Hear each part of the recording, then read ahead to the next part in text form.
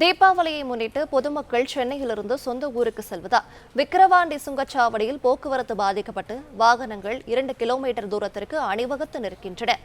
விவரங்களை தருகிறார் செய்தியாளர் ஜெயபிரகாஷ். ஜெயபிரகாஷ், வணக்கம். இது தொடர்பான விவரங்கள் என்ன சொல்லலாம்?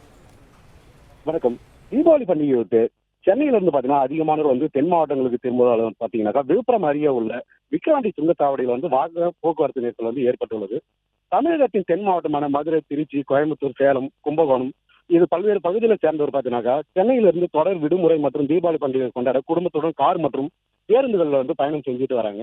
இதனால பாத்தீங்கன்னாக்கா அதிக அளவு கார்கள் மற்றும் பேருந்து சென்னை திருச்சி தேசிய நெடுஞ்சாலையில பயணிப்பதால விக்கிரவாண்டி சுங்கச்சாவடியில 2 கிலோமீட்டர் தூரத்துக்கு வாகனங்கள் அணிவகுத்து நிற்கின்றன. இதனால பாத்தீங்கன்னாக்கா விக்கிரவாண்டி சுங்கச்சாவடியில வாகன ஓட்டிகள் பாதிக்குள்ளாவதனால போக்குவரத்து போலீசார் மற்றும் டோல்கேட் ஊழியர்கள் போக்குவரத்தை சரி செய்யும் பணியில ஈடுபட்டு வருகின்றனர். மேலும் பாத்தீங்கன்னாக்கா விக்கிரவாண்டி சுங்கச்சாவடியில வழக்கமாக செல்லும் 6 வழித்தடங்கள்ல பாத்தீங்கன்னாக்கா கூடுதலாக 2 வழித்தடங்கள் சேர்க்கப்பட்டு 8 வழித்தடங்கள்ல பாத்தீங்கன்னா வாகனங்கள் செல்கின்றது அனுமதிக்கப்படுகிறது.